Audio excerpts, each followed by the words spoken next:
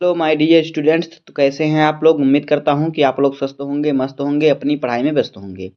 दोस्तों, मैं विनय विश्वकर्मा आपका स्वागत करता हूं आपके अपने चैनल विनय से स्टडी में। दोस्तों, आज की वीडियो में हम क्लास 12 हिंदी का मॉडल पेपर को सॉल्व करेंगे। तो आज का वीडियो आपके लिए मोस्ट इंपॉर्टेंट है। आज की वीडियो में हम पूरे 100 नंबर को सॉल्व करेंगे। तो अगर आप वीडियो बनाए तो वीडियो को लाइक कर दीजिए, चैनल पर सब्सक्राइब कर दीजिए, क्योंकि बोर्ड एग्जाम के हर इंपॉर्टेंट टॉपिक का वीडियो आपको चैनल डेली मिलता रहेगा। तो आइए वीडियो को स्टार्ट करते हैं। देखिए हमारा जो मॉडल पेपर इसी प्रकार से बोर्ड एग्जाम में पूछेगा। यहाँ पे देखिए हमारा दिया है अनुक्रमांक। यहाँ पे आपको अपना रोल नंबर लिखना होगा और यहाँ पे आपको अपना नाम लिखना होगा। ये देखिए हमारा समय होता है 3 घंटा 15 मिनट का और पूर्णांक होता है 100 नंबर का, हिंदी का जो पेपर होता है। आगे देखिए हमें निर्देश क्या दिया है। देखिए पहला निर्देश दिया है कि प्रारंभ के 15 मिनट परीक्षार्थियों को प्रश्न पत्र पढ़ने के लिए निर्धारित हैं। यानी जो शुरुआत को आपको 15 मिनट मिलेगा उसमें आपको प्रश्न पत्र को सही तरीके से पढ़ना है, अच्छे से। दूसरा है, इस प्रश्न पत्र में 2 खंड हैं, दोनों खंडों के सभी प्रश्नों के उत्तर देना आवश्यक है। अब देखिए खंड का हमारा आ गया। तो खंड का हमारा क्या है, बहुविकल्पीय प्रश्न है। आपको हिंदी में 5 क्वेश्चन हिंदी गद्य साहित्य के इतिहास से पूछेगा बहुविकल्पीय, और 5 बहुविकल्पीय प्रश्न हिंदी पद्य साहित्य के इतिहास से पूछेगा। तो कुल मिलाकर आपके बहुविकल्पीय 10 क्वेश्चन हो जाएंगे। तो यहाँ से आपको 10 नंबर मिलते हैं। तो देखिए प्रश्न संख्या पहले का क्या कह रहा है कि मेरी असफलताएं किस विधा की रचना है। तो ए ऑप्शन है कहानी, बी ऑप्शन है आत्मकथा, सी ऑप्शन है डायरी और डी ऑप्शन है जीवनी। तो देखिए मेरी असफलताएं जो है ये आत्मकथा विधा की रचना है। तो यहाँ पे ऑप्शन नंबर डी सही हो जाएगा। और देखिए यहाँ पे क्या कह रहा है, दूसरा क्वेश्चन देखिए क्या कह रहा है, खा वाला। देखिए कह रहा है कि घुमक्कर शास्त्र के लेखक हैं। तो का ऑप्शन है राहुल सांस्कृत्यायन, खा ऑप्शन है विद्या निवास मिश्र और सी ऑप्शन है प्रेमचंद, डी ऑप्शन नागार्जुन। तो घुमक्कर शास्त्र के जो लेखक हैं और राहुल सांस्कृत्यायन है। तो यहाँ पे ऑप्शन नंबर ए हमारा सही हो जाएगा।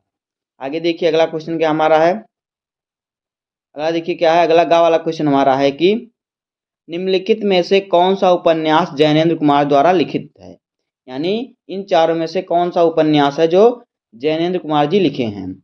ए ऑप्शन है ईरावती, बी ऑप्शन है ऋतुचक्र, सी ऑप्शन है सुनीता और डी ऑप्शन निर्मला। तो देखिए जो सुनीता उपन्यास है ये जैनेन्द्र जी द्वारा लिखा गया है। तो यहाँ पे ऑप्शन नंबर सी हमारा सही हो जाएगा। और जो ईरावती है ये किसके द्वारा, ये रांघे राघव द्वारा लिखा गया है। ऋतुचक्र जो है ये पांडे बेचन शर्मा उग्र के द्वारा लिखा गया है। और निर्मला जो है ये मुंशी प्रेमचंद का लिखा गया है। तो यहाँ पे हमें जयनंद कुमार का पूछा था तो हमारा सुनीता सही हो जाएगा। आगे देखिए घ वाला क्वेश्चन क्या कह रहा है। देखिए घ वाला क्वेश्चन कह रहा है कि ब्राह्मण पत्र का संपादन किसने किया। तो ए ऑप्शन है भारतेंदु हरिश्चंद्र ने, बी ऑप्शन है प्रेमधन ने, सी ऑप्शन है प्रताप नारायण मिश्र ने और डी ऑप्शन है बालकृष्ण भट्ट ने। तो ब्राह्मण पत्रिका का संपादन किया था प्रताप नारायण मिश्र ने। तो यहाँ पे ऑप्शन नंबर सी हमारा सही हो जाएगा। आगे देखिए अगला क्वेश्चन है क्वेश्चन नंबर 5 की चिंतामणि रचना के लेखक हैं। तो ए ऑप्शन है महावीर प्रसाद द्विवेदी, बी ऑप्शन है रामचंद्र शुक्ल, सी ऑप्शन है हजारी प्रसाद द्विवेदी और डी ऑप्शन है डॉक्टर नगेंद्र। तो चिंतामणि जो रचना है इसके लेखक हैं हजारी प्रसाद द्विवेदी, सॉरी इसके लेखक है रामचंद्र शुक्ल। जो चिंतामणि है इसके लेखक है रामचंद्र शुक्ल जी। तो यहाँ पे ऑप्शन नंबर बी हमारा सही हो जाएगा। और देखिए यहाँ पे आगे देखिए क्या है। अब देखिए हमारा अब आ गया हिंदी पद्य साहित्य के इतिहास से 5 क्वेश्चन। हमने 5 क्वेश्चन पढ़ा हिंदी गद्य साहित्य के इतिहास से। अब हम पढ़ेंगे 5 क्वेश्चन हिंदी पद्य साहित्य के इतिहास से। तो देखिए प्रश्न संख्या दूसरे का क्या कह रहा है कि अयोध्या सिंह उपाध्याय हरियोध की रचना है। तो का ऑप्शन है कामायनी, बी ऑप्शन है वैदेही वनवास, सी ऑप्शन है कश्मीर सुषमा और डी ऑप्शन है प्रेम माधुरी। तो अयोध्या सिंह उपाध्याय हरियोध जी की जो रचना है वो है वैदेही वनवास। तो यहाँ पे ऑप्शन नंबर हमारा बी सही हो जाएगा। आगे देखिए अगला क्वेश्चन क्या है, क्वेश्चन नंबर खा। देखिए कह रहा है कि सरोज स्मृति कविता के रचनाकार हैं। तो ए ऑप्शन है सूर्यकांत त्रिपाठी निराला, बी ऑप्शन है जयशंकर प्रसाद, सी ऑप्शन है सुमित्रा नंदन पंथ और डी ऑप्शन है महादेवी वर्मा। तो सरोज स्मृति कविता जो है इसके रचनाकार जो हैं वो हैं सूर्यकांत त्रिपाठी निराला जी। इन्होंने क्या कहता है, इन्होंने अपनी पुत्री की, इनकी पुत्री की मृत्यु हो गई तो उसके याद में लिखा था ये कविता सरोज स्मृति। इनकी पुत्री का नाम था सरोज, तो सरोज इसमें सरोज की याद में। तो यहाँ पे ऑप्शन नंबर ए हमारा सही हो जाएगा, सूर्यकांत त्रिपाठी निराला। आगे देखिए, गा वाला क्वेश्चन है कि उपमान मैले हो गए हैं, किसकी काव्य पंक्ति है? तो ए ऑप्शन त्रिलोचन शास्त्री की, बी ऑप्शन है नागार्जुन की, सी ऑप्शन है मुक्तिबोध की और डी ऑप्शन है अज्ञेय की। तो उपमान मैले हो गए हैं, यह जो काव्य पंक्ति है अज्ञेय जी की है। तो यहाँ पे ऑप्शन नंबर हमारा डी सही हो जाएगा, अज्ञेय।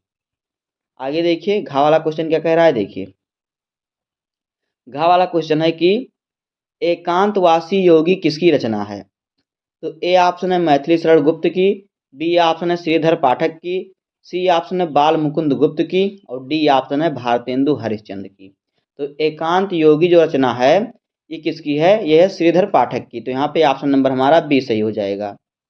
उसके बाद देखिए पांचवा क्वेश्चन हमारा क्या है, देखिए पांचवा क्वेश्चन कह रहा है कि हिंदी काव्य के किस कालखंड को स्थूल के प्रति सूक्ष्म का विद्रोह कहा जाता है या कहा गया है? तो ए ऑप्शन है प्रगतिवाद को, बी ऑप्शन है छायावाद को, सी ऑप्शन है प्रयोगवाद को, डी ऑप्शन है नई कविता को।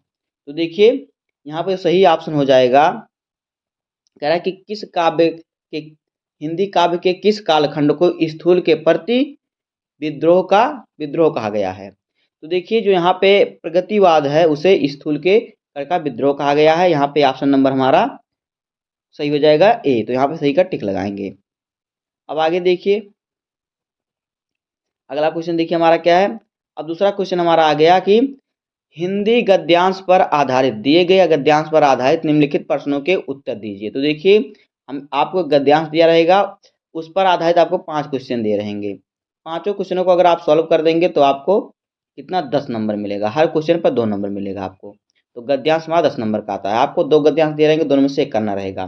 तो देखिए गद्यांश पहला हमारा क्या है, देखिए पहले हम गद्यांश को पढ़ते हैं, उसके बाद उस पर आधारित प्रश्न का उत्तर लिखेंगे। तो देखिए कह रहा है साहित्य, कला, नृत्य, गीत, आमोद प्रमोद अनेक रूपों में राष्ट्रीय जन अपने अपने मानसिक भाव को प्रकट करते हैं।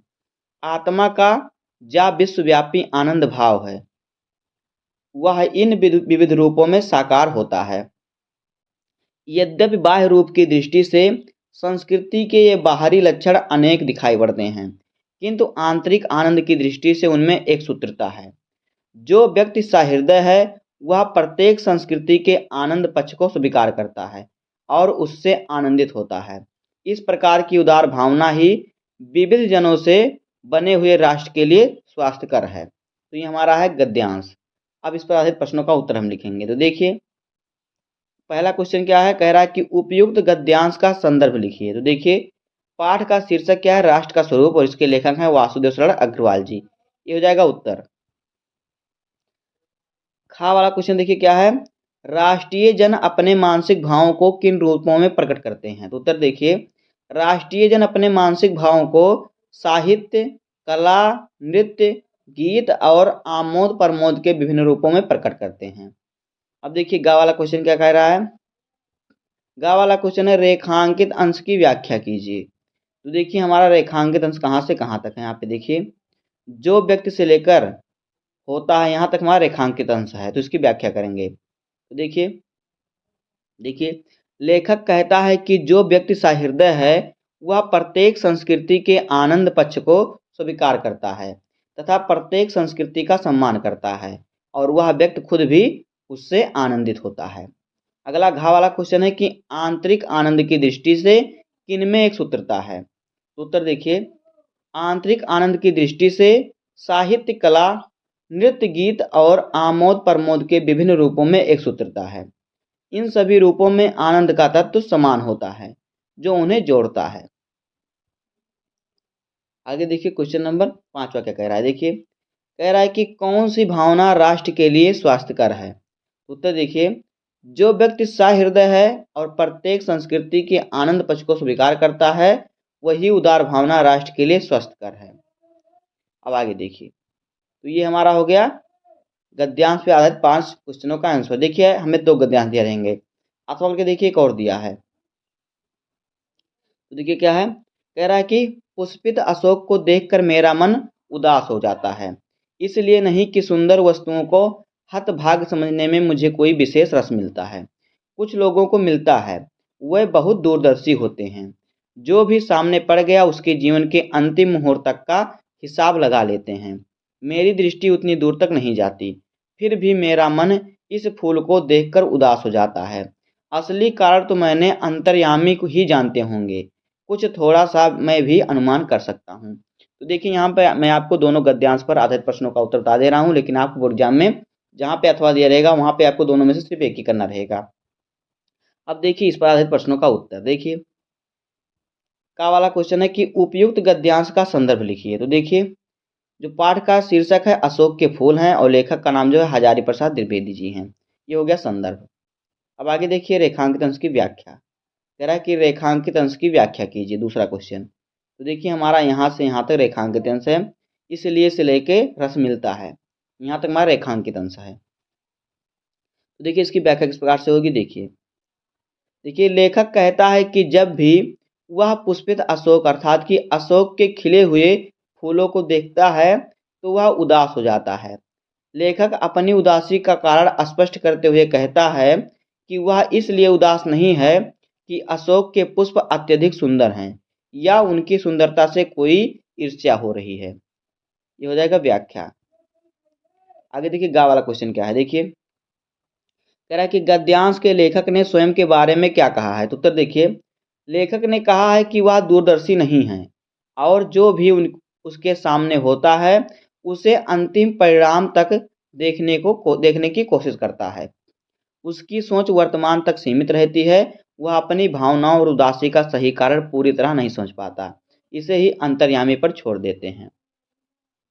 अगला क्वेश्चन देखिए क्या है, क्वेश्चन नंबर घ। देखिए कह रहा है कि प्रस्तुत गद्यांश का उद्देश्य स्पष्ट कीजिए। तो देखिए देखिए गद्यांश का उद्देश्य है मानव मन की संवेदनशीलता और सुंदरता के प्रति उसके संबंध को व्यक्त करना। इसमें यह दिखाया गया है कि कैसे एक साधारण दृश्य जैसे पुष्पित अशोक लेखक के मन में उदासी या गहराई से जुड़े भावनात्मक विचार उत्पन्न कर सकता है। अब देखिए अगला क्वेश्चन क्या है, क्वेश्चन नंबर 5। देखिए कह रहा है कि अंतर्यामी और दूरदर्शी शब्दों के अर्थ लिखिए। तो देखिए अंतर्यामी जो है इसका अर्थ होता है क्या, सर्वज्ञ, यानी से कि भगवान जो सब जानता हो। देखिए वह जो किसी के मन और आत्मा के गुप्त विचारों और भावनाओं को जानता हो, सर्वज्ञ भगवान। अंतर्यामी का अर्थ होता है सर्वज्ञ, भगवान, दोनों भी कह सकते हैं। दूरदर्शी का देखिए क्या अर्थ होता है, वह जो भविष्य की संभावनाओं को भली भांति समझने और विचार करने में सक्षम हो, वो होता है दूरदर्शी, यानी जो भविष्य के बारे में जानता हो, भविष्य देखता हो। अब देखिए प्रश्न संख्या 4 क्या कह रहा है। देखिए हमारा गद्यांश, प्रश्न संख्या 3 है हमारा गद्यांश पे आधारित प्रश्न। अब प्रश्न संख्या 4 हमारा है पद्यांश पे आधारित प्रश्न। तो देखिए यहाँ पे दिए गए पद्यांश पर आधारित निम्नलिखित प्रश्नों के उत्तर दीजिए। तो यह क्वेश्चन भी आपका 10 नंबर का है। यहाँ पे आपको पद्यांश दिया रहेगा, उस पर आधारित आपको 10 प्रश्न दे रहेंगे, 10 प्रश्नों सॉरी 5 प्रश्न दे रहेंगे, पांचों प्रश्नों को आप सॉल्व करेंगे तो आपको 10 नंबर मिलेगा यहाँ से भी। तो आइए हम पद्यांश को पढ़ते हैं। देखिए क्या है, कह रहा है कि विस्तृत नभ का कोई कोना, मेरा ना कभी अपना होना, परिचय इतना इतिहास यही, उड़ी उमड़ी कल थी मिट आज चली। ये हमारा पद्यांश है। तो देखिए इसकी हम पहले व्याख्या करते हैं, इसका अर्थ समझते। देखिए कह रहा है कि विस्तृत नभ का कोई कोना, यानी जो कवित्री हैं कहती हैं कि आकाश जितना विस्तृत असीम है उतना ही जीवन विशाल और रहस्यमय है। लेकिन क्या है, मेरा ना कभी अपना होना, लेकिन इस अनंत आकाश में उनका कोई अस्थाई नहीं होता, जैसे कि जीवन में कुछ भी अस्थाई नहीं है। कवित्री अपने देखिए अस्तित्व की संस्कृति में बताती हैं। देखिए बताते हैं कि परिचय इतना इतिहास यही, कि उनका परिचय केवल यही है कि उनका जीवन कल अस्तित्व में आया था और उमड़ उमड़ देखिए उमड़ी कल थी मिट आज चली, यानी उनका जीवन कल अस्तित्व में आया था और आज समाप्त हो गया। यह जीवन के अस्थायी और क्षणभंगुर स्वभाव को दर्शाता है। ये हो जाएगा इसका व्याख्या। अब देखिए इस पर आधारित प्रश्नों का उत्तर। देखिए कह रहा है कि उपयुक्त पद्यांश का संदर्भ लिखिए। तो उत्तर देखिए प्रस्तुत पद्यांश हमारी हिंदी पाठ्य पुस्तक में संकलित महादेवी वर्मा द्वारा रचित गीत 3 शीर्षक से लिया गया है। अब देखिए रेखांकित अंश की व्याख्या में करना है। तो यहाँ पे देखिए हमारा रेखांकित अंश कहाँ से कहाँ तक है, मेरा ना कभी अपना होना। तो देखिए ये हमारा रेखांकित अंश है, इसकी हम क्या करते हैं, व्याख्या करते हैं। तो देखिए जिस प्रकार आकाश के अत्यधिक विस्तृत भाग में फैले हुए होने के उपरांत भी बादल को वहाँ पर स्थायित्व प्राप्त नहीं होता और अपने संपूर्ण जीवन काल में इधर उधर घूमता रहता है, उसी प्रकार मुझे भी इस विशाल भूभाग अर्थात संसार में स्थायित्व प्राप्त नहीं हुआ है।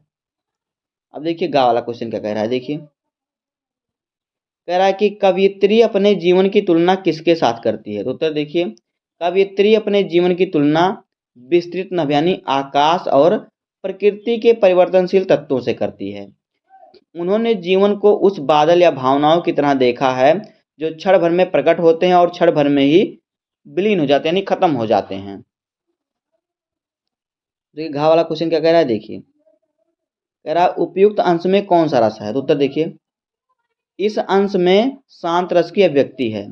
यह जीवन की नश्वरता और स्वीकार्यता को दर्शाता है जिसमें त्याग और वैराग्य का भाव निहित है। अब देखिए क्वेश्चन नंबर 5वां क्या है, देखिए कह रहा है कि यह पद्यांश किस भावना को प्रकट करता है। तो उत्तर देखिए, यह पद्यांश जीवन की अस्थिरता, नश्वरता और क्षणभंगुरता को प्रकट करता है। तो ये हमारा पद्यांश है। तो अब देखिए अगला पद्यांश का, देखिए हमें 2 पद्यांश दिया रहेगा, आपको दोनों में से एक ही करना रहेगा। तो देखिए अगले पद्यांश को क्या कहते पढ़ते हैं, उस पर आधे प्रश्नों का उत्तर लिखेंगे। तो देखिए पद्यांश क्या है, यहाँ पे देखिए, सुख भोग खोजने आते सब आए तुम करने सत्य की खोज, जग की मिट्टी के पुतले जन तुम आत्मा के मन के मनोज, जड़ता हिंसा स्पर्धा के भर, चेतना अहिंसा नम्र ओज, पशुता का पंकज बना दिया तुमने मानवता का सरोज। तो ये हमारा पद्यांश दिया है। तो देखिए पहले हम व्याख्या कर लेते हैं, इसका अर्थ समझते हैं। देखिए क्या है, सुख भोग खोजने आते सब आए तुम करने सत्य की खोज। तो देखिए साधारण मनुष्य इस संसार में केवल भौतिक सुखों की तलाश में आता है, लेकिन महात्मा गांधी ने सत्य और आत्मा की खोज का मार्ग चुना। आगे देखिए, जग की मिट्टी के पुतले जन तुम आत्मा के मन के मनोज। देखिए सामान्य लोग मिट्टी के पुतलों की तरह हैं, जबकि गांधी जी जो हैं आत्मा का साक्षात्कार करने वाला है और मानवता को नई दिशा देने वाले माने गए हैं। आगे देखिए क्या है, देखिए जड़ता हिंसा स्पर्धा से भर, चेतना अहिंसा नम्र ओज। तो देखिए गांधी जी ने जड़ता हिंसा और प्रतिस्पर्धा से भरे संसार में चेतना अहिंसा और नम्रता का संदेश दिया है। उन्होंने देखिए क्या कह रहा, पशुता का पंकज बना दिया तुमने मानवता का स्रोत। तो देखिए पशुत्व और पतनशीलता में भी पवित्रता का संचार कर मानवता को विकसित किया है, जैसे कि कीचड़ में खिलता हुआ कमल मानवता का सरोज बन जाता है। तो ये हमारा हो गया पद्यांश, इसका अर्थ। अब देखिए प्रश्न संख्या का, देखिए कह रहा है कि उपयुक्त पद्यांश का संदर्भ लिखिए। तो देखिए इसका संदर्भ क्या है, देखिए प्रस्तुत पद्यांश हमारी पाठ्य पुस्तक हिंदी में संकलित सुमित्रानंदन पंत द्वारा रचित बापू के प्रति शीर्षक कविता से उद्धृत है। अब देखिए क्वेश्चन नंबर खा क्या है, देखिए कह रहा साधारण मनुष्य संसार में क्या खोजता है। तो उत्तर देखिए, साधारण मनुष्य संसार में सुख और भोग की खोज करता है। वह अपनी भौतिक इच्छाओं और आवश्यकताओं को पूरा करने के लिए प्रयासरत रहता है, जबकि बापू सत्य और आत्मा की खोज के लिए कार्य करते थे। अब देखिए क्वेश्चन नंबर गा क्या कह रहा है, देखिए कह रहा है कि रेखांकित अंश की व्याख्या कीजिए। तो देखिए हमारा रेखांकित अंश कहाँ से कहाँ तक है, यहाँ पे देखिए, जग की मिट्टी के पुतले जन तुम आत्मा के मन के मनोज, ये हमारा रेखांकित अंश है। तो देखिए इसकी हम व्याख्या करते हैं। यहाँ पे देखिए सामान्य लोग मिट्टी के पुतले की तरह होते हैं, जबकि गांधी जी को आत्मा का साक्षात्कार करने वाला और मानवता को नई दिशा देने वाला माना गया है। अब एक क्वेश्चन नंबर घा क्या है, देखिए कह रहा है कि पशुता का पंकज से कवि का क्या तात्पर्य है। तो देखिए उत्तर, पशुता का पंकज का तात्पर्य है कि गांधी जी ने मानवता की पशुता और पतनशीलता में के कीचड़ में कमल की तरह खिलने वाली उच्च और पवित्रता चेतना का निर्माण किया है। उन्होंने अज्ञानता, हिंसा और स्वार्थ से ग्रस्त मानवता को नैतिक और आध्यात्मिक उन्नति की ओर प्रेरित किया है। अब देखिए क्वेश्चन नंबर 5वां क्या है, देखिए स्पर्धा और नम्र ओज शब्दों के अर्थ लिखिए। तो देखिए स्पर्धा का जो होता है अर्थ प्रतिस्पर्धा यानी होड़ या किसी से आगे बढ़ने की भावना। ठीक है, दूसरा है नम्र ओज। देखिए विनम्रता और आत्मिक शक्ति का संयोजन, जिसमें सौम्यता और दृढ़ता का सामंजस्य हो। तो इस प्रकार से होगा आपका पद्यांश, 2 पद्यांश दिया हमने आपको, दोनों बता दिया। आपको बोर्ड एग्जाम में सिर्फ एक ही करना रहेगा, इस पर आपको 10 नंबर मिलेगा। अब देखिए प्रश्न संख्या 5 क्या है, देखिए कह रहा कि निम्नलिखित में से किसी एक लेखक का साहित्यिक परिचय देते हुए उनकी प्रमुख रचनाओं का उल्लेख कीजिए। शब्द सीमा 80 शब्दों में किसी एक लेखक का साहित्यिक परिचय लिखकर उनकी रचना का उल्लेख करना। देखिए पहला है वासुदेव शरण अग्रवाल, दूसरा है डॉक्टर एपीजे अब्दुल कलाम और तीसरा है हरिशंकर परसाई। तो देखिए आगे देखिए कि हम वासुदेव शरण अग्रवाल जी का साहित्यिक परिचय और इनकी कृतियों को पढ़ेंगे, जो कि 5 नंबर का है। 3 नंबर आपको मिलेगा साहित्यिक परिचय पर, 2 नंबर मिलेगा रचना पर, जो कि मिला के 5 नंबर होंगे। तो आइए पढ़ते हैं, देखिए देखिए पुरातत्व और भारतीय संस्कृति के अमर व्याख्याता वासुदेव शरण अग्रवाल का जन्म 7 अगस्त 1904 ईस्वी में लखनऊ के प्रतिष्ठित वैश्य परिवार में हुआ था। इनका बाल्यकाल लखनऊ में ही व्यतीत हुआ। इनका बचपन लखनऊ में बीता। बचपन से ही इनकी बुद्धि की प्रखरता अध्ययन के क्षेत्र में सहायक सिद्ध हुई, यानी बचपन में ये पढ़ने में तेज थे। इसलिए इन्होंने अपनी अल्प आयु में ही काशी विश्वविद्यालय से बीए और लखनऊ विश्वविद्यालय से एमए, पीएचडी और डीलिट की उपाधियां प्राप्त कर ली। डॉक्टर वासुदेव शरण अग्रवाल ने कविता लेखन से अपना साहित्यिक जीवन प्रारंभ करके अपनी रचनाओं में योग्यता, अनुभव एवं बुद्धि की असाधारण प्रतिभा द्वारा भारतीय संस्कृति और राष्ट्रीयता के अमिट चित्रों को चित्रित करते हुए अनुसंधान की तीव्र प्रवृत्ति का स्पष्टतया समावेश कर दिया। ये लखनऊ तथा मथुरा के पुरातत्व संग्रहालयों में निरीक्षक, केंद्रीय पुरातत्व विभाग के संचालक और राष्ट्रीय संग्रहालय दिल्ली के अध्यक्ष रहे हैं। अपने साहित्यिक जीवन में साहित्य के साथ साथ पुरातत्व को भी इन्होंने अध्ययन का विषय बनाया था। आगे देखिए, माँ सरस्वती का यह अमर पुत्र हिंदी साहित्य का सेवा करता हुआ 27 जुलाई 1967 ईस्वी में भारत माँ के चरणों में हमेशा के लिए सो गया, यानी इनकी मृत्यु हो गई। अब देखिए इनकी कृतियाँ, देखिए वासुदेव शरण अग्रवाल जी की प्रमुख कृतियाँ। निबंध संग्रह, देखिए इनका निबंध क्या क्या है। भारत की एकता, पृथ्वी पुत्र, कला और संस्कृति, कल्पवृक्ष, वाग्धारा, ये इनका निबंध है। उसके बाद समीक्षा, देखिए समीक्षा का क्या है। मलिक मोहम्मद जायसी कृत पद्मावत तथा कालिदास कृत मेघदूत की संजीवनी व्याख्या। अब देखिए शोध ग्रंथ क्या है। पाणिनि कालीन भारत। देखिए इनकी भाषा शैली क्या है। डॉक्टर अग्रवाल की भाषा शैली शुद्ध एवं परिष्कृत खड़ी बोली है। क्या है, खड़ी बोली हिंदी है।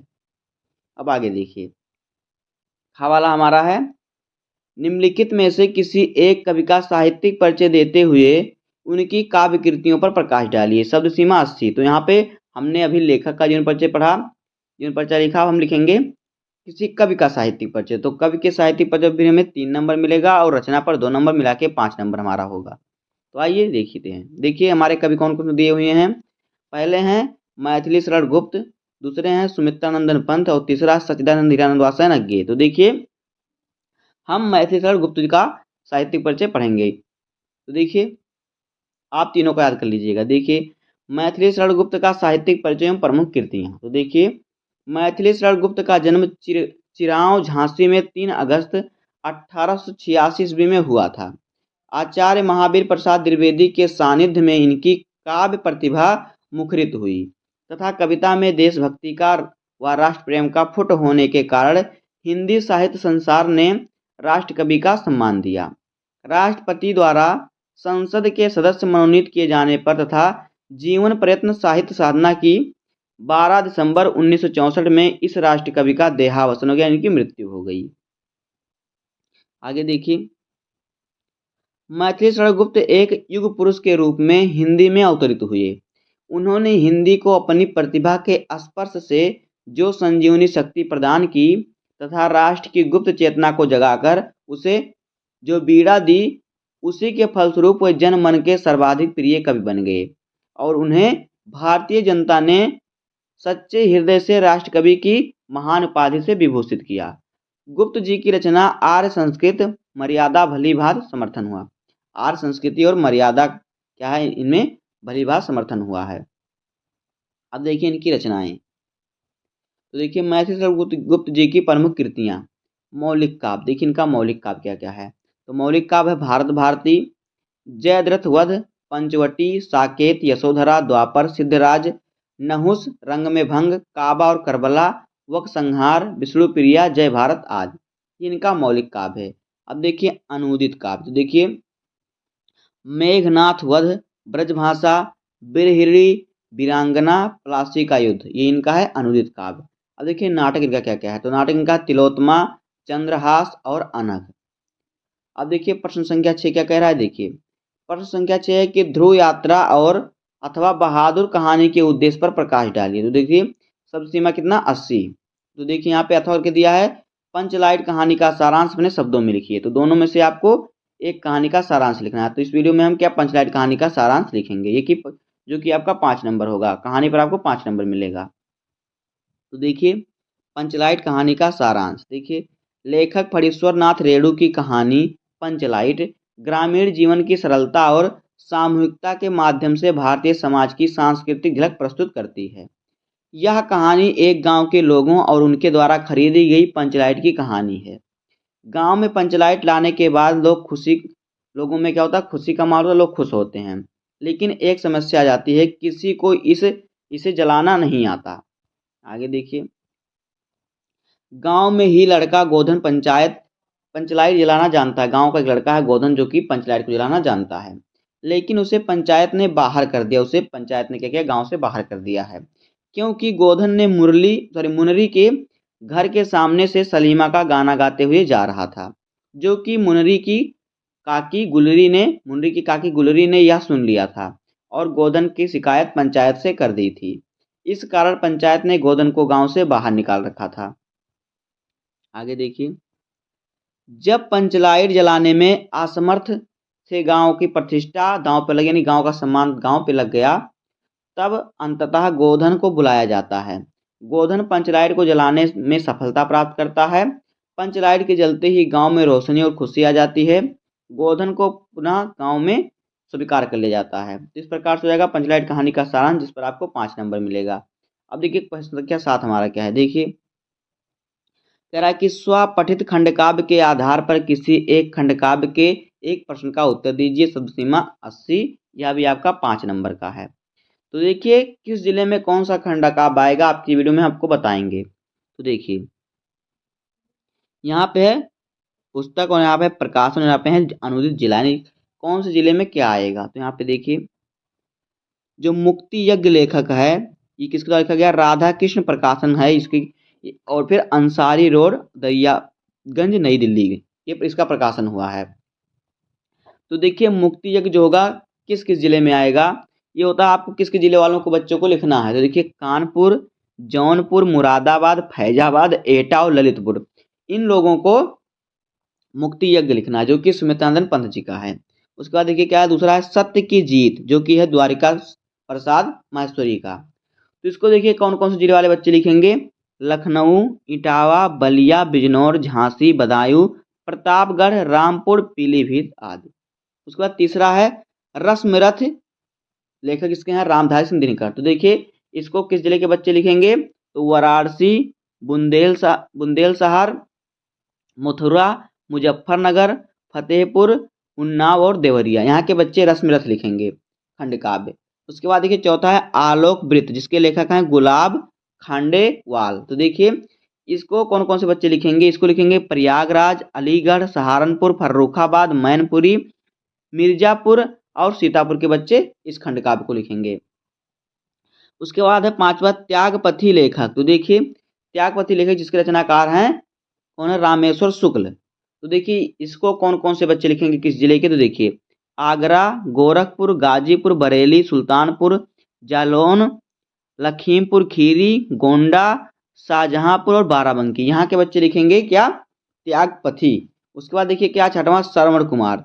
तो श्रवण कुमार के जो लेखक हैं कौन है, शिव बालक शुक्ल। तो इनका देखिए कौन कौन से बच्चे लिखेंगे, मेरठ, आजमगढ़, बस्ती, रायबरेली, हरदोई, बांदा, बहराइच, हमीरपुर।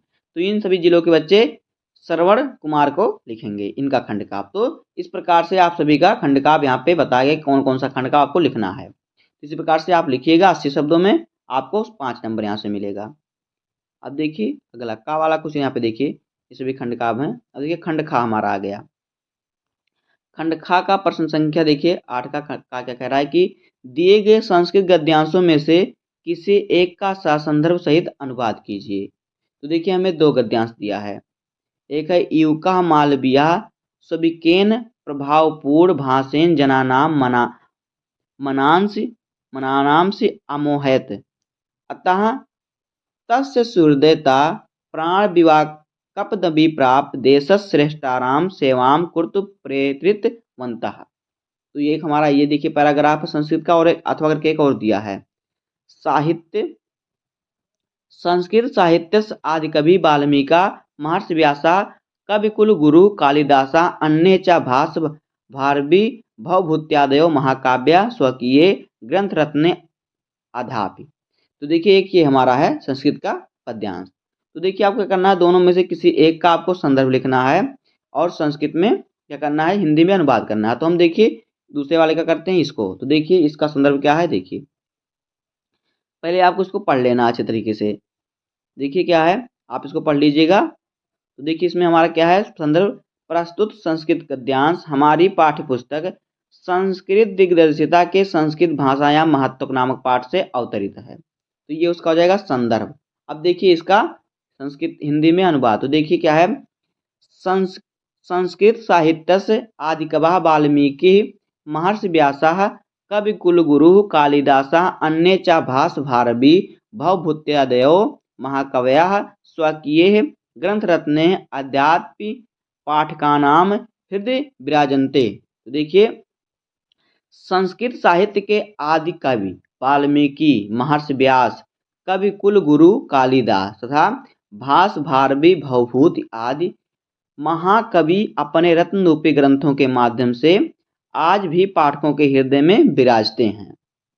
यानी पाठकों के हृदय में क्या है, निवास करते हैं, विराजते हैं, लोग उन्हें याद करते हैं, कहने का मतलब। आगे देखिए इयं भाषा अस्माभि मातृसम सम्मानिया वंदनिया चाह। तो देखिए क्या हो जाएगा इसका, यह भाषा हम सभी के लिए माता के समान सम्मानीय और वंदनीय है। यतो भारत मातु स्वतंत्रयम गौरयम अखंडत्वम सांस्कृत मेकत्वच संस्कृते नैव सुरक्षितम शक्यन्ते। देखिए जिससे भारत माता की स्वतंत्रता गौरव अखंडता और सांस्कृतिक की एकता तथा संस्कृत को सुरक्षित रखा जा सकता है। आगे देखिए क्या है, इयं संस्कृत भाषा सर्वासु भाषासु प्राचीनतमा श्रेष्ठा चास्ति। श्रेष्ठा यहाँ पर देखिए चाष्ट यानी चा अस्ति। तो देखिए क्या हो जाएगा, यह संस्कृत भाषा सभी भाषाओं में श्रेष्ठ है। आगे देखिए ततः सुश्रुतम भाषासु मुख्या मधुरा दिव्या गिरवाड़ भारती इति। यानी कि अतः ठीक ही कहा गया है कि देव भाषा संस्कृत सभी भाषाओं में प्रधान और मधुर है। तो ये हो जाएगा इसका हिंदी में अनुवाद। अब आगे देखिए क्वेश्चन नंबर खा क्या है, देखिए खा वाला कह रहा है कि दिए गए पद्यांशों में से किसी एक का संदर्भ सहित अनुवाद कीजिए। जो श्लोक दिए हैं इसका हमें संदर्भ सहित अनुवाद करना। तो ये आपका 7 नंबर का है। 2 नंबर आपको मिलेगा संस्कृत के संदर्भ पर और फिर आपको 5 नंबर मिलेगा अनुवाद पर। तो यहाँ से मिलाकर आपका 7 नंबर का होगा। तो देखिए हमारा क्या दिया, श्लोक पहले हम पढ़ते हैं। देखिए कह रहा है न मे रोचते भद्रवाह उलूकस्या विचेचनम अक्रक्रुद्धस्य मुखम पश्च कथम क्रुद्धो भविष्यत्। तो देखिए इसका संदर्भ क्या हो जाएगा, प्रस्तुत पद्यांश हमारी पाठ्य पुस्तक संस्कृत दिग्दर्शिता के जातक कथा नामक पाठ से है। जातक कथा नामक पाठ के उलूक जातकम नामक खंड से लिया गया है। इसका देखिए हिंदी में अनुवाद। देखिए अनुवाद क्या है, मुझे इन भद्रजनों के बीच उल्लू का राज्याभिषेक रुचकर नहीं लग रहा है। बिना क्रोध की अवस्था में इसका मुख देखो, क्रोध की अवस्था में इसका मुख कैसा हो जाएगा। यानी बिना क्रोध के ऐसे दिख रहा है, जब ये क्रोधित होगा तो ये कैसा हो जाएगा।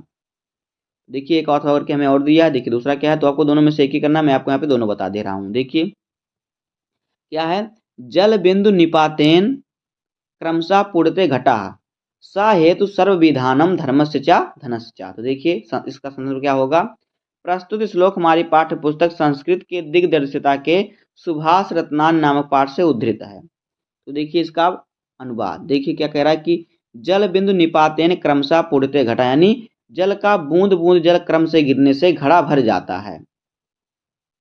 सा हेतु सर्व विद्यानाम धर्मस्य धनस्य। तो देखिए यही सभी विद्याओं धर्म या धन का कारण है। यह कहने का तात्पर्य है कि विद्या धर्म धन की प्राप्ति के लिए उद्यम के साथ साथ धैर्य का होना भी आवश्यक है, क्योंकि इन तीनों का संचय धीरे धीरे होता है। विद्या धन और धर्म का जो होता है संचय यानी इकट्ठा धीरे धीरे होता है, एक ही वेग नहीं होता, धीरे धीरे होता है। अब देखिए प्रश्न संख्या 9। देखिए क्या है, कह रहा है कि निम्नलिखित मुहावरों और लोकोक्तियों में से किसी एक का अर्थ लिखकर वाक्य प्रयोग कीजिए। तो देखिए पहला कह रहा अन्न जल पूरा हो जाना, दूसरा है अपना ही राग अलापना, तीसरा है दाल में काला होना, चौथा है सूरज को दीपक दिखाना। तो ये है मुहावरा। अब इसका हम क्या करेंगे, अर्थ लिखकर वाक्य प्रयोग करेंगे। तो देखिए पहला क्या हमारा अन्न जल पूरा हो जाना, तो इसका अर्थ हो जाएगा मृत्यु हो जाना। इसका वाक्य प्रयोग होगा सुरेश के पिता की आयु अधिक हो गई थी जिससे उनकी मृत्यु हो गई, अब उनका अन्न जल पूरा हो गया। दूसरा है अपना ही राग अलापना, तो अर्थ देखिए क्या है, किसी की ना सुनना। वाक्य देखिए क्लास में टीचर के आने पर मॉनिटर ने बच्चों को चुप रहने के लिए कहा तो सभी अपना अपना राग अलापने लगे। देखिए तीसरा क्या है, दाल में काला होना, यानी कि किसी बात पर संदेह होना, किसी बात पर शक होना। देखिए इसका वाक्य प्रयोग, जिस तरह से सेठ को पुलिस ने अकेले बुलाया लगता है कि दाल में कुछ काला है। अब देखिए चौथा क्या है, कह रहा है कि सूरज को दीपक दिखाना, तो इसका अर्थ होगा प्रसिद्ध व्यक्ति का परिचय देना। तो वाक्य प्रयोग देखिए, तुम सूरज को दीपक दिखाने का काम कर रहे हो, यह सब हमें पहले से ही पता है।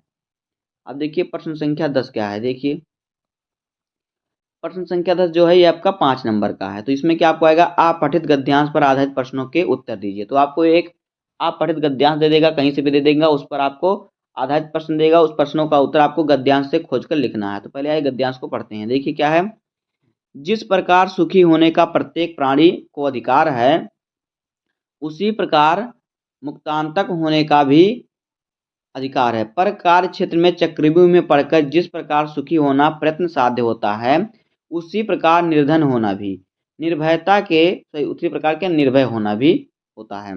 निर्भयता के संपादन के दो बातें अपेक्षित होती हैं। पहली तो यह कि दूसरों को हमसे किसी प्रकार का भय या कष्ट ना हो। दूसरी यह कि दूसरे हमको कष्ट या भय पहुंचाने का साहस ना करें। इनमें से एक का संबंध उत्कृष्टशील से है और दूसरी का शक्ति और पुरुषार्थ से।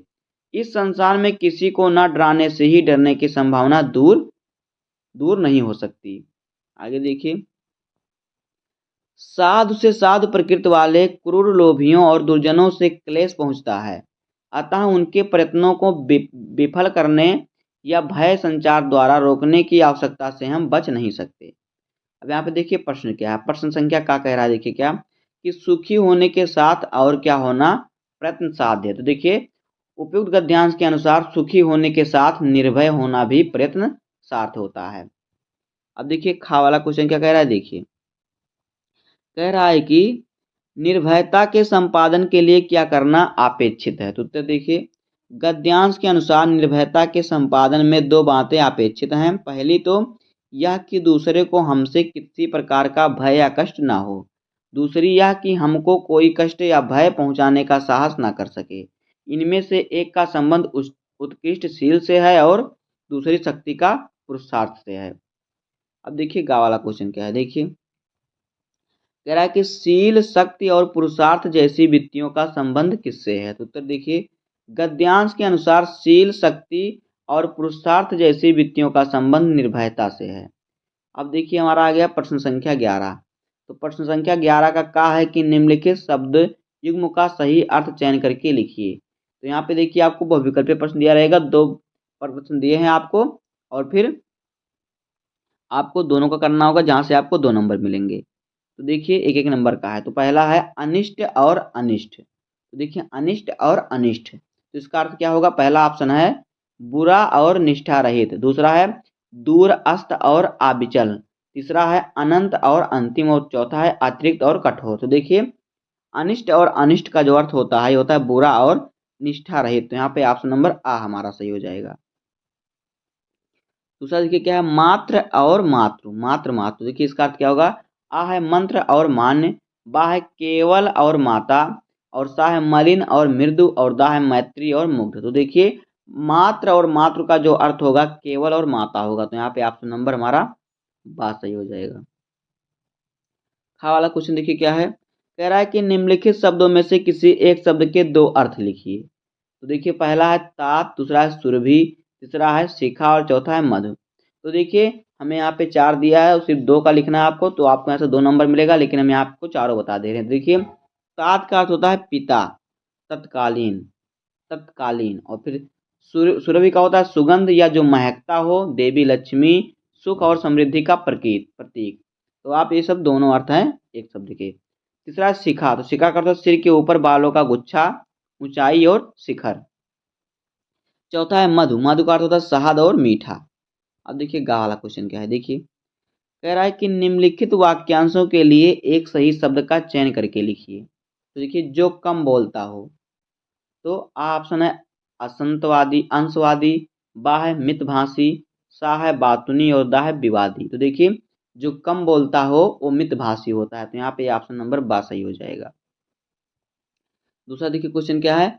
जो बूढ़ा ना हो, आ ऑप्शन है अमर, बा ऑप्शन है अजर, सा ऑप्शन है अनंत, और दा ऑप्शन है अनश्वर। तो देखिए जो बूढ़ा ना हो वो अजर होता है। तो यहाँ पे ऑप्शन नंबर बा सही हो जाएगा। अब देखिए घा वाला क्वेश्चन क्या है? देखिए कह रहा है कि निम्नलिखित में से किन्हीं 2 वाक्यों को शुद्ध करके लिखिए। तो आपको 4 वाक्य दिए, 4 में से आपको 2 करना है, जिस पर आपको 2 नंबर मिलेगा। तो देखिए पहला क्या है? मैं अनेकों बार दिल्ली जा चुका हूँ। दूसरा है सीता ने पुस्तक लिखा, और फिर तीसरा है गमला मेज पर रखा, चौथा है मैं महेश को पढ़ाया हूँ। तो देखिए इसका शुद्ध वाक्य देखिए चारों का हम लिखते हैं। ठीक क्या है? मैं अनेकों बार दिल्ली जा चुका हूँ, तो इसका सही रूप जो हो जाएगा अनेकों की जगह अनेक का प्रयोग करें, यानी क्या हो जाएगा? मैं अनेक बार दिल्ली जा चुका हूँ। दूसरा देखिए क्या? सीता ने पुस्तक लिखा, तो जिसका शुद्ध वाक्य होगा देखिए सही रूप क्या होगा? लिखा के स्थान पर लिखी का प्रयोग करें, क्योंकि सीता क्या है? स्त्रीलिंग है। तो हो जाएगा क्या हो जाएगा? सीता ने पुस्तक लिखी। अब देखिए तीसरा क्या है? गमला मेज पर रखा है, गमला मेज में रखा है। तो देखिए यहाँ पे जहाँ पे में है यहाँ पे पर करना होगा, क्योंकि जो होता है गमला मेज पर रखा है। देखिए में के स्थान पर पे का प्रयोग करें, क्योंकि गमला मेज पर रखा जाता है। तो यहाँ पे जाएगा गमला मेज पर रखा है, इसका सही वाक्य। अब देखिए क्या चौथा? मैं महेश को पढ़ाया हूँ। तो मैंने क्या है? मैं के साथ मैं ने रहेगा कि देखिए कैसे रहेगा कि मैं कह रहा मैं महेश को पढ़ाया हूँ। देखिए सही रूप मैं के बाद ने का प्रयोग करें, क्योंकि यह प्रक्रिया संज्ञा पर आधारित। तो मैंने महेश को पढ़ाया है ये रहेगा। अब देखिए प्रश्न संख्या 12 क्या है? कह रहा है कि 12 का करुण रस अथवा शांत रस का स्थायी भाव के साथ उदाहरण अथवा परिभाषा लिखिए। देखिए पहला है करुण रस। देखिए करुण रस को लिखेंगे। देखिए करुण रस क्या होता है? इस पर आपको 2 नंबर मिलेगा। देखिए क्या है करुण रस? क्या होता है? देखिए करुण रस शोक के भाव को दर्शाता है। जब किसी व्यक्ति को किसी प्रियजन का वियोग, हानि या किसी दुखद घटना का सामना करना पड़ता है, तो उसके मन में जो वेदना उत्पन्न होती है वही करुण रस है। अब देखिए करुण रस का स्थायी भाव है शोक। इसका उदाहरण देखिए क्या है? देखिए यहाँ पे देखिए रही खरकती हाय सूलसी पीड़ा उर्मे दशरथ के, गाचन तास वेदना चौ मबडट साप कथा वे कह न सके। तो ये इसका उदाहरण है करुण रस का। अब देखिए शांत रस। शांत रस की परिभाषा देखिए शांत रस निर्वेद या वैराग्य के भाव को दर्शाता है। जब कोई व्यक्ति संसार के मोह माया से ऊपर उठकर परमात्मा के प्रति आकर्षित होता है या जीवन के दुखों से निराश होकर शांति की खोज करता है, तो उसमें शांत रस उत्पन्न होता है। इसका स्थायी भाव है निर्वेद। उदाहरण देखिए मान रे तन कागद का पुतला, लागे बूंद बिनस जाए छिन में गर्भ करे क्या इतना। तो ये इसमें शांत रस है। आगे देखिए खा वाला है क्या? अनुप्रास अथवा उत्प्रेक्षा अलंकार का लक्षण और उदाहरण लिखिए। तो देखिए अनुप्रास अलंकार की परिभाषा। देखिए, अनुप्रास अलंकार वह अलंकार है जिसमें किसी कविता या काव्य रचनाओं में एक जैसे ध्वनि के या समान वर्णों की पुनरावृत्ति होती है, जो उसे अनुप्रास अलंकार कहते हैं। वह अलंकार जिसमें किसी कविता या काव्य की रचना में एक जैसे ध्वनि का या एक समान वर्णों की पुनरावृत्ति, यानी एक ही वर्ण बार-बार आए। जैसे कि देखिए उदाहरण में, चमचम चमकते चाँद चढ़े, चुपके चाँदनी छाई। यहाँ देखिए, यहाँ पे चा ध्वनि जो है, चा की जो आवृत्ति है बहुत बार हुई, इसलिए यहाँ पे अनुप्रास अलंकार है। अब देखिए दूसरा उत्प्रेक्षा अलंकार। देखिए, उत्प्रेक्षा अलंकार वह अलंकार है जिसमें किसी वस्तु, व्यक्ति या घटना का तुलना दूसरी वस्तु, व्यक्ति या घटना से किया जाता है, जिससे वह अधिक प्रभावपूर्ण और गहरी भावनाओं से जुड़ी प्रतीत होती है। तो देखिए क्या होता है, इसमें किसी वस्तु की विशेषता या किसी अन्य वस्तु का घटना से जोड़कर व्यक्त किया जाता है। जैसे कि देखिए उदाहरण क्या हो जाएगा, वह लड़का फूल की तरह महकता है। यहाँ लड़के की सुंदरता प्यारी गंध के फूल से जोड़ा गया, इसमें विशेषता और अधिक प्रभावशाली बन रही है। अब देखिए गा वाला क्या है। देखिए गा वाला है कि चौपाई अथवा दोहा छंद का लक्षण और उदाहरण लिखिए। तो यहाँ पे चौपाई या दोहा में से आपको सिर्फ एक ही लिखना है, इस पर आपको 2 नंबर मिलेंगे। मैं आपको यहाँ पे दोनों बता दे रहा हूँ। तो देखिए पहले देखते हैं चौपाई क्या होता है। देखिए चौपाई छंद, इसकी परिभाषा देखिए, चौपाई छंद 4 चरणों का एक छंद है। प्रत्येक चरण में इसमें 16 मात्राएं होती हैं। देखिए उदाहरण, राम काज कीन्हे बिनु मोहि कहाँ विश्राम, धन्य भाग्य जान मन माही बसी राम। तो ये चौपाई छंद है, इसमें सभी छंद में कितनी 16-16 मात्राएं होती हैं। ये इसका उदाहरण है। अब देखिए दूसरा दोहा छंद। तो देखिए दोहा छंद की परिभाषा, दोहा छंद 4 चरणों का एक छंद है। इसके पहले और तीसरे चरण में 13-13 मात्राएं और दूसरे और चौथे चरण में 11-11 मात्राएं होती हैं। उदाहरण देखिए क्या है, मन का हार जीते जाई सब प्रकार तन का हार, जो मन का जीत न सका सो हार गया संसार। तो ये हो जाएगा दोहा। इसके क्या पहले और तीसरे चरण में, यानी इसमें और इसमें क्या होगा, 13-13 मात्रा होगी और दूसरे और चौथे चरण में 11-11 मात्राएं होती हैं। अब देखिए प्रश्न संख्या 13 क्या है। देखिए कह रहा है कि बैंक प्रबंधक को शिक्षा ऋण के आवेदन के संबंध में पत्र लिखिए, अथवा किसी पर्यटन स्थल की यात्रा का वर्णन करते हुए मित्र को पत्र लिखिए। तो पत्र आपका 6 नंबर का आता है। तो देखिए आपको यहाँ पे पत्र लिखना है। देखिए पत्र हमारा क्या है, देखिए बैंक प्रबंधक को शिक्षा ऋण के आवेदन के लिए पत्र। तो देखिए आपको लिखना है श्रीमान श्रीमती, यानी जो बैंक प्रबंधक हैं, अगर वो सर हैं तो श्रीमान, मैडम है तो श्रीमती। लेकिन आपको बोर्ड एग्जाम में लिखना है तो आप इसी प्रकार से लिखिएगा। देखिए एसबीआई बैंक प्रबंधक, रामपुर प्रयागराज उत्तर प्रदेश। इसे देखिए क्या है, शिक्षा ऋण के लिए आवेदन पत्र। देखिए किस प्रकार से आपको लिखना है, महोदय या फिर माननीय या फिर महोदया। तो देखिए मैं यहाँ पे आपको अपना पूरा नाम लिखना है, अपना पता लिखना है और कहाँ के आप निवासी उसको लिखना है। निवासी, आपके बैंक में शिक्षा के ऋण के लिए आवेदन कर रहा हूँ। अगर आप लड़का हैं तो रहा हूँ, लड़की हैं तो रही हूँ। मैं यहाँ पे आपको किसी कॉलेज का नाम डाल देना है अपने। मैं अपना यहाँ पे कोर्स डालना है, का अध्ययन कर रहा हूँ या कर रही हूँ। मैं यहाँ पे अपनी योग्यता लिख देना है, क्या किया हूँ। मैं अपनी योग्यता लिख के पूरी की हूँ या किया हूँ, और मेरा प्रवेश यहाँ विद्यालय का नाम लिखना है, हो गया है। इस कोर्स के लिए मुझे कुल कितने फीस की आवश्यकता है यहाँ पे डालना है, रुपए की आवश्यकता है, मेरे पास स्वयं के पास इतने पैसे हैं, यानी इतने रुपए मेरे पास हैं और कितने की ज़रूरत है। शेष राशि की पूर्ति मैं आपके बैंक से शिक्षा ऋण लेना चाहता हूँ। मैं आपके बैंक की शिक्षा ऋण योजना के बारे में जानकर बहुत उत्साहित हूँ। मुझे विश्वास है कि आप मेरे आवेदन पर अनुकूल विचार करेंगे। आपसे अनुरोध है कि मेरे आवेदन पर शीघ्र विचार करें और मुझे आवश्यक जानकारी प्रदान करें। धन्यवाद। बहुदिए, यहाँ पे अपना नाम लिखना है। यहाँ पे देखिए अगर आप बोर्ड एग्जाम लिख रहे हैं तो आपको लिख देना है आ और बा और सा लिख देना है। अगला है प्रश्न संख्या 14। देखिए क्या कह रहा है कि निम्नलिखित विषयों में से किसी एक विषय पर अपनी भाषा शैली में निबंध लिखिए।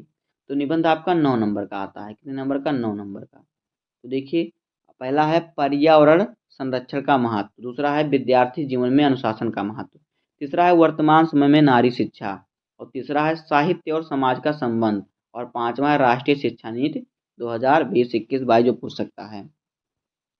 तो आपको इन पांचों में से एक पर निबंध, किसी प्रकार से बोर्ड एग्जाम में 5 निबंध देगा, जिसमें से आपको एक टॉपिक पर निबंध लिखना रहेगा जो कि आपका 9 नंबर का होगा। तो देखिए यहाँ पर हम लिखते हैं पर्यावरण संरक्षण का महत्व पर निबंध। तो देखिए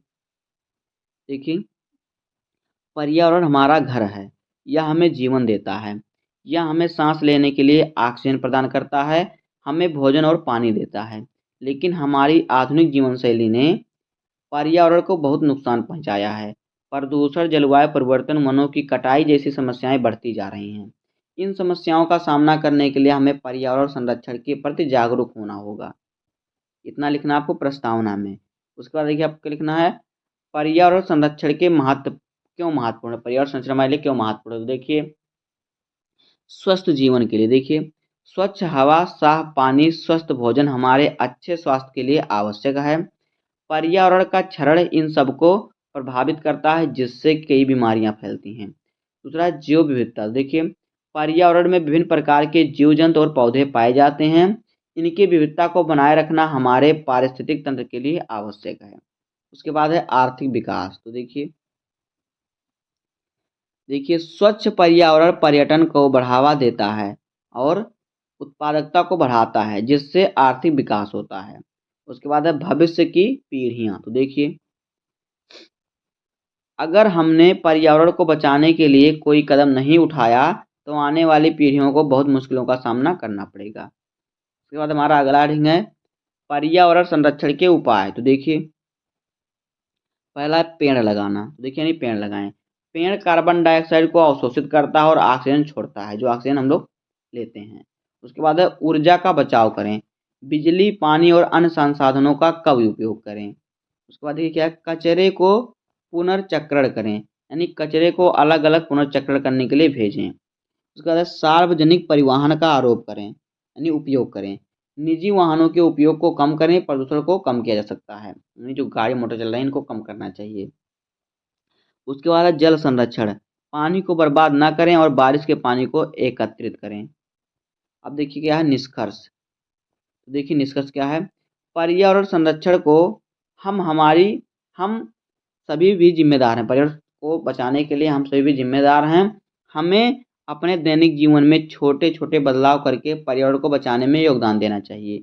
आइए हम सब मिलकर एक स्वच्छ और हरा भरा पर्यावरण बनाने का संकल्प लेते हैं। तो दोस्तों इस प्रकार से हो जाएगा पर्यावरण संरक्षण पर निबंध। दोस्तों इसी प्रकार से आपको बोर्ड एग्जाम में कॉपी को सॉल्व करना है। तो बस आज की वीडियो में इतना ही। उम्मीद करता हूं कि आपको वीडियो पसंद है। अगर आपको वीडियो पसंद है तो वीडियो को लाइक कर दीजिए, चैनल पर सब्सक्राइब कर दीजिए, बेल आइकन प्रेस कर दीजिए, क्योंकि बोर्ड एग्जाम के हर इंपॉर्टेंट टॉपिक का वीडियो आपको डेली मिलता रहेगा। तो मिलते हैं किसी नेक्स्ट वीडियो में, तब तक के लिए धन्यवाद। जय हिंद।